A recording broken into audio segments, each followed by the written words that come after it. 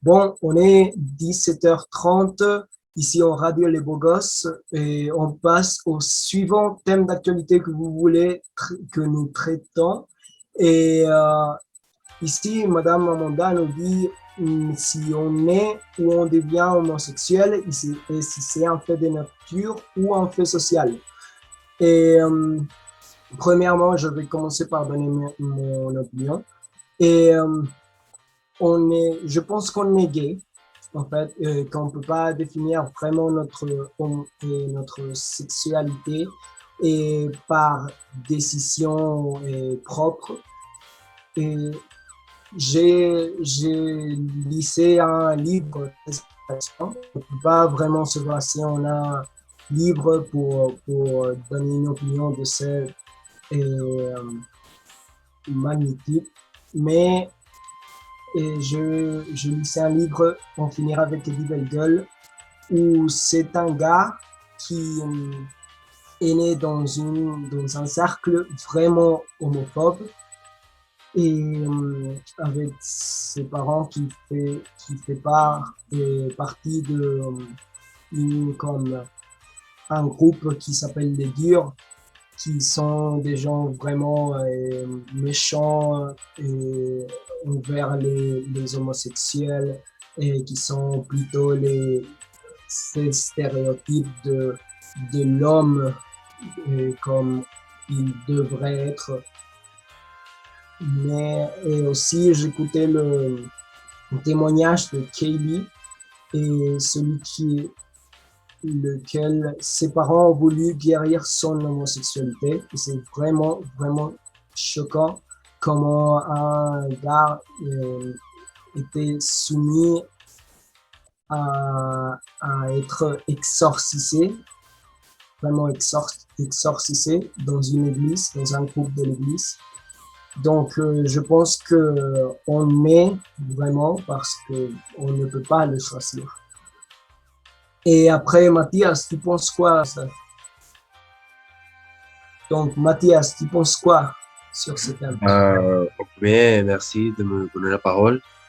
Et bah, moi, mon opinion serait qu'on peut naître et aussi on peut devenir gay. Bon, pas homosexuel. Bah, moi, je pense que et ça dépend de plusieurs facteurs. Par exemple, une personne peut naître et peut dire, moi, j'ai toujours été comme ça. Mais aussi, on peut dire, par exemple, que dans quelques expériences, cette personne peut changer son opinion et peut dire, moi, je me sens comme ça et moi, je suis homosexuel et ça serait tout pour moi. C'est trop intéressant. En fait, je connais quelques témoignages aussi de filles qui ont eu certaines choses qui sont passées avec des garçons et qui ont marqué sa vie vraiment. Et tu penses quoi, Raphaël? Bon, premièrement, merci, Monsieur De La Rocha, pour m'avoir invité à votre programme. Je suis très heureux d'être là. Bon, sur le sujet de si on est gay ou non, moi, je crois que plutôt que devenir, on est, mais ça reste toujours compliqué. C'est comme on peut naître, pas le vouloir, mais après l'accepter ou être convaincu qu'on est pas gay, mais avoir une expérience et découvrir notre vraie sexualité. Alors, c'est toujours un sujet très compliqué que moi, je suis pas complètement sûr que c'est 100% naître ou devenir. Un exemple pour ça, ça serait l'homophobie, on dirait. Parce qu'on voit que la majorité des gens qui sont homophobes sont gens qui sont paradoxalement gays, homosexuels. Mais comme ils ont un entourage, un environnement qui est machiste, homophobe, bah, ils ne veulent pas être discriminés. Alors, ils n'acceptent pas d'être gay, ils n'acceptent pas sa vraie sexualité. Alors, c'est compliqué pour eux.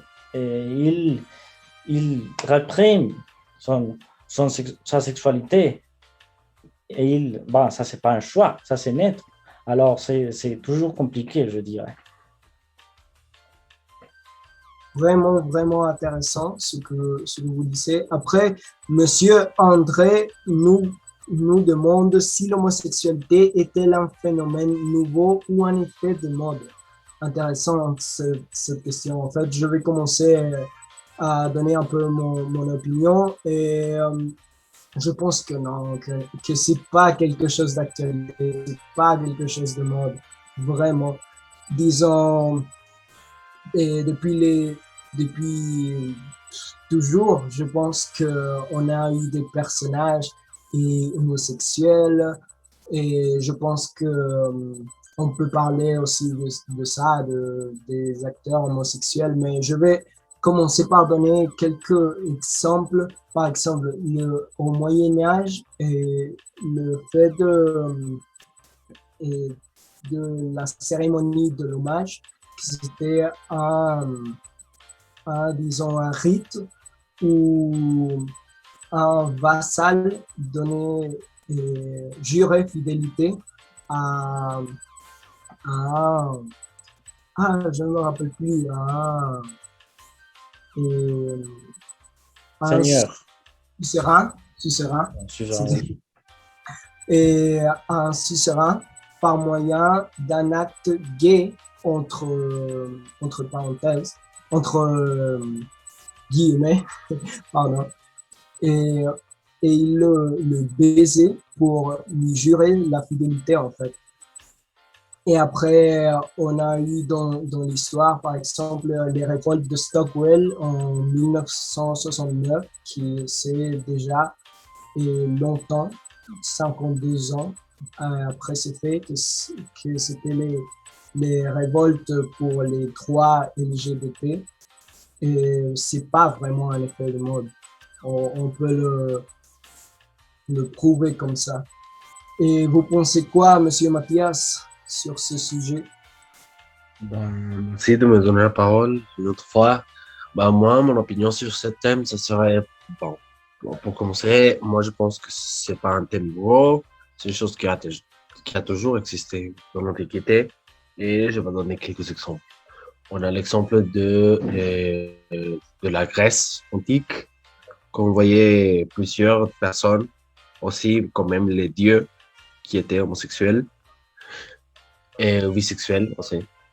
Ben, aussi, on avait la Rome antique, c'était aussi un autre cas. Donc, on voyait que plusieurs personnes étaient aussi homosexuelles. Donc, finalement, je peux dire que, ben, ouais, c'est pas un thème nouveau et c'est pas un thème récent, c'est un thème qui a toujours existé, mais maintenant, on lui a donné une autre fois de l'importance qu'il doit avoir. Vraiment intéressant. Et vous pensez quoi, Monsieur Raphaël, sur ce sujet? Moi, je crois de même que vous deux. Je crois que l'homosexualité, c'est vieille comme l'humanité. Comme j'ai dit avant, on peut naître gay. Alors, qui quitte qu'il y a, qui, qui, bah, c'est logique de penser qu'il y avait beaucoup de personnes, il y a milliers et milliers et milliers et milliers d'années qui ont été homosexuels, qui n'ont pas choisi ou qui l'ont choisi. Par exemple, je vais prendre l'exemple de Mathias, de la culture grecque, où l'homosexualité est très, très bien vue comme quelque chose de naturel. Aussi, moi, je crois que l'homosexualité, c'est quelque chose présent non seulement chez l'être humain, mais aussi chez les animaux. On peut voir, je ne sais pas, un chien avec un autre chien mâle ou des choses comme ça arrive. Ce n'est pas très commun, mais ça arrive. Sur ce sujet, je crois qu'il y a beaucoup de personnages célèbres, comme disait Mathias, des personnages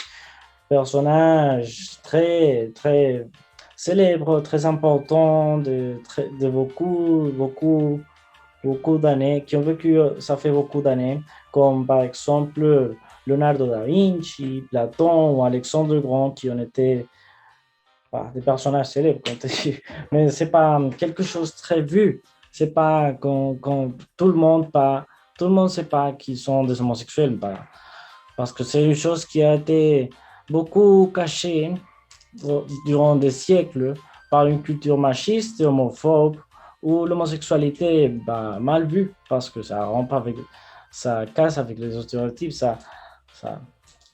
c'est contre les stéréotypes.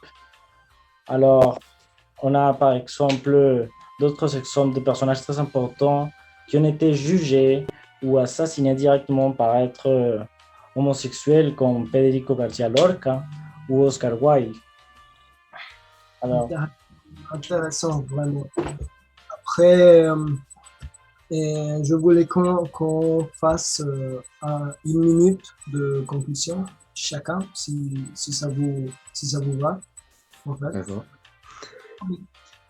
Donc, je commence si vous voulez. Après, et sur ce que tu disais, en fait, oui, j'ai une anecdote sur les animaux. En fait, j'ai vu deux taureaux dans un rondel, disons, entouré de gens, et en train d'avoir des relations sexuelles. En fait, deux taureaux, que c'est pas vraiment la chose naturelle ou quoi que ce soit, mais oui, c'était une petite anecdote que je voulais raconter. En fait, et pour aller à la partie de la conclusion. bon, avant de la conclusion, je voulais dire quelque chose que j'ai oublié de dire en même temps, si vous me laissez. Okay. Mais reprenons le thème sur si c'est une mode ou non. Moi, je crois, bon, j'ai dit que c'était vieille, d'accord, oui, mais on peut voir que c'est plus répandu, que c'est plus accepté, que c'est pas très satanisé comme avant.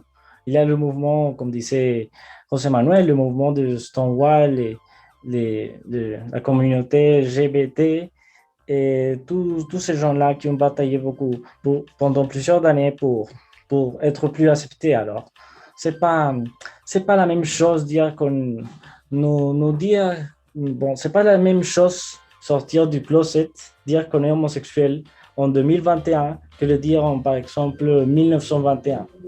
C'est tout à fait une autre chose, et ça, je crois que c'est très positif. Absolument une lutte vraiment sur la normalisation de l'homosexualité, vraiment. Et après, ouais, pour commencer les conclusions, bon, comme j'avais dit avant, par les différents exemples exposés, ma conclusion est qu'on est gay et je voudrais rajouter avec ce que disait Mathias, qu'on peut aussi le devenir par des différentes expériences. Et après, si c'est un effet de mode ou si c'est quelque chose de nouveau, moi, je pense pas vraiment. Je pense qu'il y a déjà d'années, millions, presque d'années, ou milliards d'années. Vous pensez quoi, Mathias? Ben, premièrement, merci de vous remercier, monsieur, pour nous inviter à votre podcast.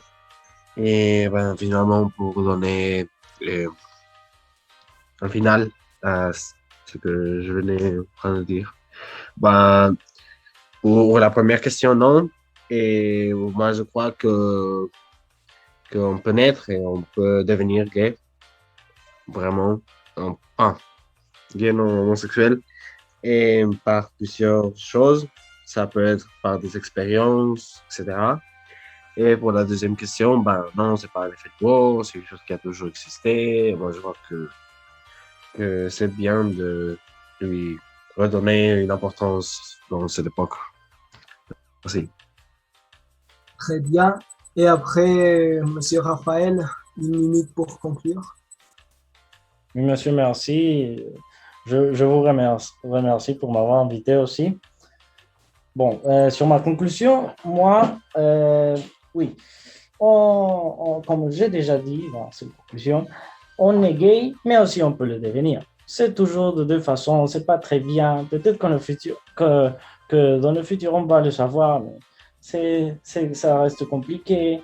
On peut avoir les deux façons d'une façon ou l'autre. Et l'homosexualité, c'est quelque chose de vieille.